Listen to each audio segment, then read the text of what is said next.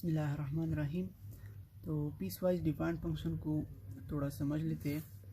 अच्छा, सबसे पहले हमारे साथ जो फंक्शन है वो f of x is equal to mod of x है। सही है। इसमें ये जो सिंबल है इसको मॉडुलस भी कहते हैं और इस सिंबल को एब्सोल्यूट भी कहते हैं। सही है। अब इस फंक्शन की डोमेन क्या है और इसके रेंज क्या है। इसका डोमेन जो है ना, इसका डोमेन वो है set of all real numbers. सही है। और set of all real numbers को हम यू भी रिप्रेजेंट कर सकते हैं और इसको हम कैपिटल और यानी बोल्ड और से भी रिप्रेजेंट कर सकते हैं। सही है।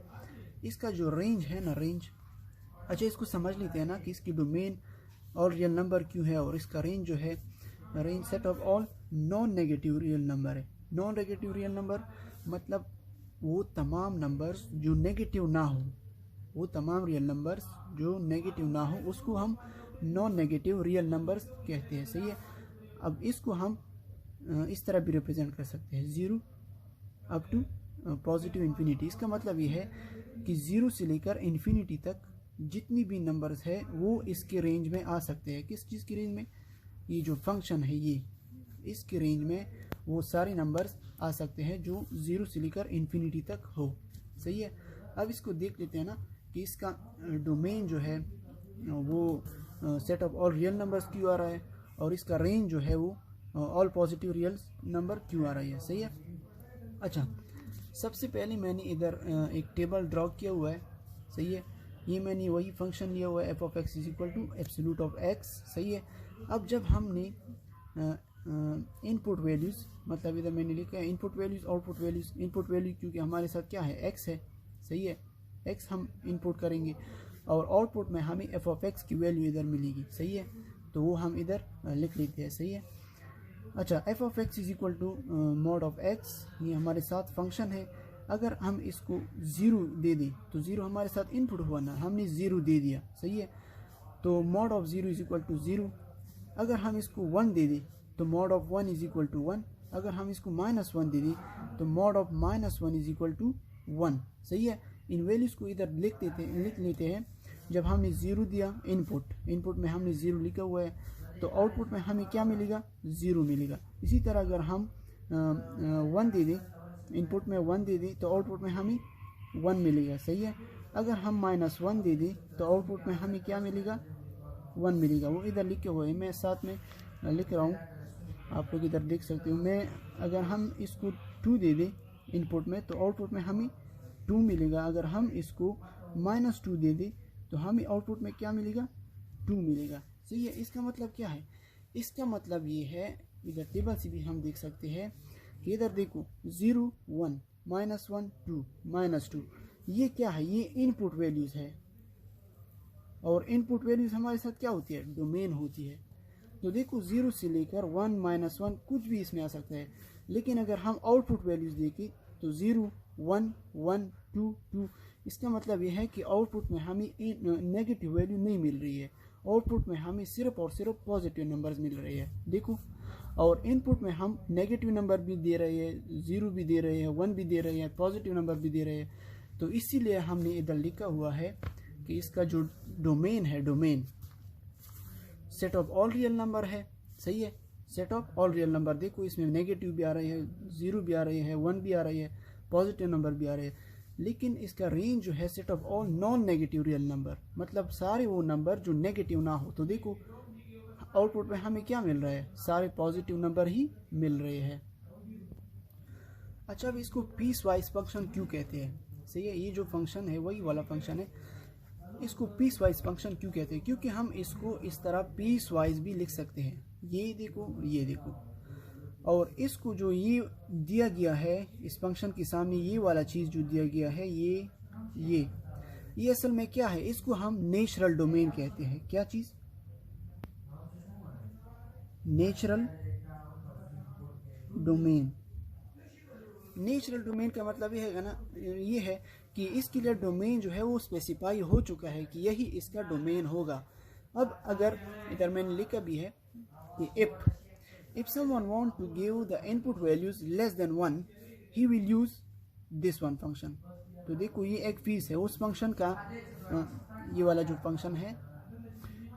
फंक्शन है अब इसका ये एक पीस इधर मैंने लिखा हुआ है, और ये हम कब यूज़ करेंगे, इधर मैंने लिखा है कि if someone want to give the input values less than 1, जब हम लेस देन 1 वैल्यू देंगे एक्स को, तो फिर हम ये वाला फंक्शन यूज़ करेंगे। सही है, किस तरह, अब देखो लेस देन 1 हमारे साथ क्या है, 0 हमारे साथ लेस देन 1 है, तो जब हम इधर 0 पुट करेंगे तो 0 इज इक्वल टू माइनस अपनी जगह पर 0 इज इक्वल टू, इससे हमारे साथ एक वैल्यू क्या आ गई 0। दूसरी वैल्यू क्या आती है, देखो लेस देन 1, इस बात को याद रखना है कि लेस देन 1 वैल्यू हम इसको देंगे इस फंक्शन को। सही है, अब अगर हम इसको -1 दे दें तो -1 f of -1 is equal to minus अपनी जगह पर, देखो ये माइनस अपनी जगह पर और x की जगह पर मैंने -1 पुट किया, तो 1 multiplied by -1 multiplied by minus is equal to again minus. सही है, इसी तरह अगर हम जितनी भी नेगेटिव वैल्यूज दे दे तो ये हमें एक पॉजिटिव वैल्यू देगा। सही है, तो देखो इधर 2 दिया गया है और इधर 3 दिया गया है। अब हम क्या कर रहे हैं, इधर हम पीस वाइज पहले इसकी डोमेन को फाइंड करते हैं पीस वाइज, फिर इसकी रेंज को फाइंड करते हैं। सही है, अच्छा ये फंक्शन का जो है ये दूसरा पीस है, वो पहला वाला पीस हमने डिस्कस कर लिया, फंक्शन का वो पहला वाला पीस है और ये दूसरा पीस है F of x is equal to positive x. सही है, अच्छा if someone want to give the input values to the function greater than और equal to 1 he will use this one function.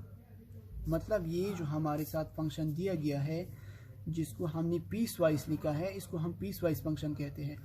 इसमें अगर कोई चाहता है कि x की वैल्यू वो देना चाहता है कि वो 0 से कम वैल्यू दे x को, तो फिर वो ये वाला फंक्शन यूज़ करेगा, ये वाला।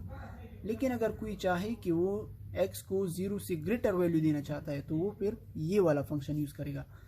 तो इसका मतलब यही है यहाँ पर जो मैंने लिखा हुआ है। अब इसका डोमेन जो है क्या होगा, देखो मैंने 0 दिया गया है तो आउटपुट में 0 दिया, क्योंकि इधर हम 0 पुट करेंगे तो 0 आएगा। सही है, जब हमने 1 दिया f of 1 is equal to इधर 1 आएगा। सही है, F of 2 is equal to 2, f of 3 is equal to 3। सही है, तो इसकी इनपुट वैल्यूज क्या आ गई, देखो इनपुट वैल्यूज क्या आ गई, इनपुट वैल्यूज ये है x, ये है एफ ऑफ एक्स।